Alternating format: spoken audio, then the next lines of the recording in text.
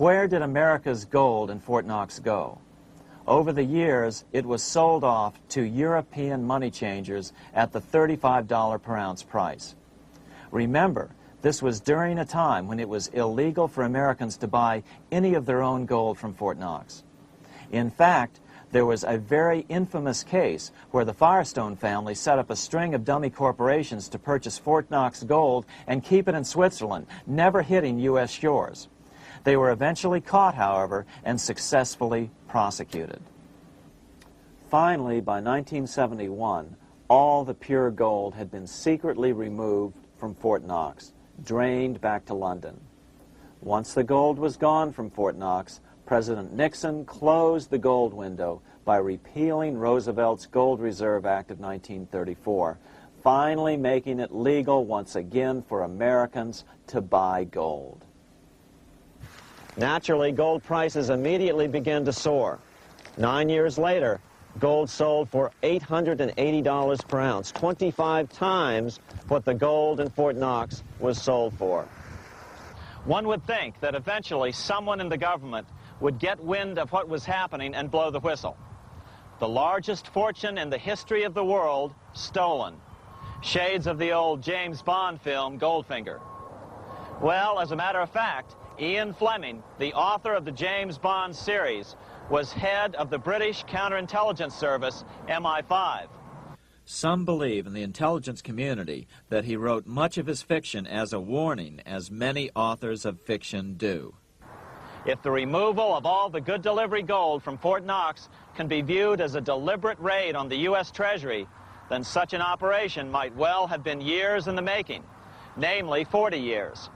Certainly enough time for Fleming to get wind of it and try to prevent it. So just how did the story of the Fort Knox gold robbery get out? It all started with an article in a New York periodical in 1974. The article charged that the Rockefeller family was manipulating the Federal Reserve to sell off Fort Knox gold at bargain basement prices to anonymous European speculators. 3 days later, the anonymous source of the story, Louise Auchincloss Boyer, mysteriously fell to her death from the window of her 10th floor apartment in New York. How would Mrs. Boyer have known of the Rockefeller connection to the Fort Knox gold heist?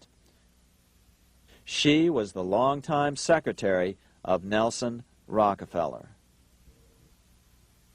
For the next 14 years, this man, Ed Durrell, a wealthy Ohio industrialist, devoted himself to a quest for the truth concerning the Fort Knox gold.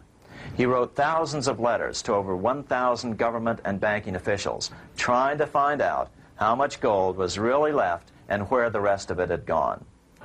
Edith Roosevelt, the granddaughter of President Teddy Roosevelt, questioned the actions of the government in a March 1975 edition of the New Hampshire Sunday News.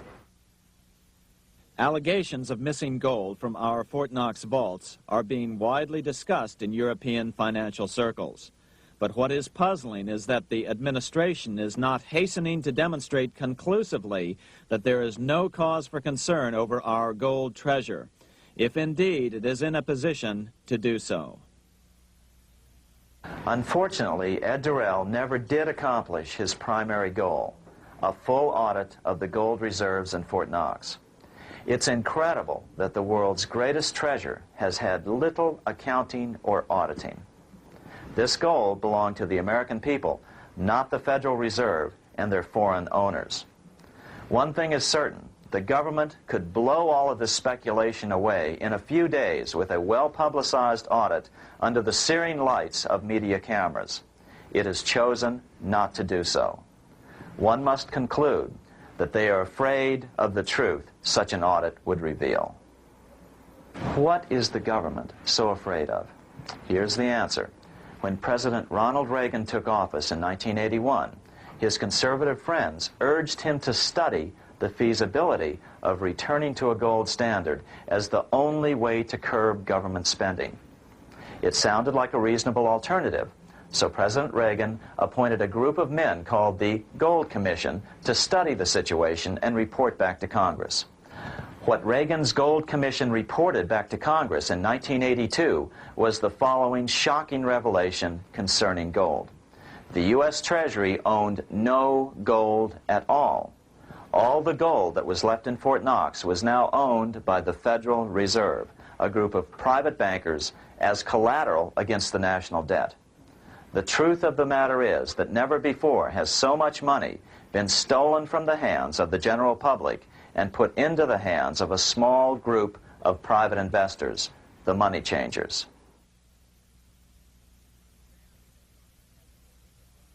I'm standing in front of the headquarters of the International Monetary Fund located in Washington, D.C.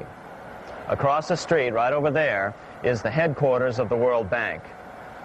What are these organizations and who controls them? And most importantly, are they about to create a huge worldwide depression? Let us step back in time for a moment to the aftermath of World War I. People were tired of war, so under the guise of peacemaking, the international bankers devised a plan to consolidate power even further. Claiming only an international government would stem the tide of world wars, the money changers pushed forward a proposal for world government which stood on three legs. A world central bank to be called the Bank of International Settlements, a world judiciary to be called the World Court located in The Hague, the Netherlands, and a world executive and legislature to be called the League of Nations. As President Clinton's mentor, Georgetown historian Carroll Quigley wrote in his 1966 book, Tragedy and Hope, the powers of financial capitalism had a far-reaching plan, nothing less than to create a world system of financial control in private hands, able to dominate the political system of each country and the economy of the world as a whole. This system was to be controlled in a feudalistic fashion by the central banks of the world, acting in concert by secret agreements arrived at in frequent meetings and conferences. The apex of the system was to be the Bank for International Settlements in Bâle, Switzerland, a private bank owned and controlled by the world central banks, which were themselves private corporations. Each central bank sought to dominate its government by its ability to control treasury loans, to manipulate foreign exchanges, to influence the level of economic activity in the country, and to influence cooperative politicians by subsequent economic rewards in the business world. Despite intense pressure from the international bankers and the press, a handful of U.S. senators, led by Senator Henry Cabot Lodge, kept the U.S. out of these schemes. Without U.S. participation, the League was doomed. Incredibly, even though the U.S. rejected the World Central Bank, the BIS, the New York Federal Reserve ignored its government and arrogantly sent representatives to Switzerland to participate in the central bankers' meeting right up until 1994, when the U.S. was finally officially dragged into it. Their world government schemes thwarted, the bankers resorted to the old formula, another war to wear down the resistance to world government while reaping handsome profits. To this end, Wall Street helped resurrect Germany through the Thyssen banks, which were affiliated with the Harriman interest in New York, just as the Chase Bank had assisted in the financing of the Bolshevik Revolution in Russia during World War I. Chase Bank was controlled by the Rockefeller family. Subsequently, it was merged with Warburg's Manhattan Bank to form the Chase Manhattan Bank. Now this has merged with Chemical Bank of New York, making it the largest Wall Street bank. Their strategy worked. Even before World War II was over, world government was back on track. In 1944, at Bretton Woods, New Hampshire, the International Monetary Fund and the World Bank were approved with full U.S. participation. The Second League of Nations, renamed the United Nations, was approved in 1945. Soon, a new international court system was functioning as well. All effective opposition to these international bodies before the war had evaporated in the heat of war just as planned. These new organizations simply repeated on a world scale what the National Banking Act of 1864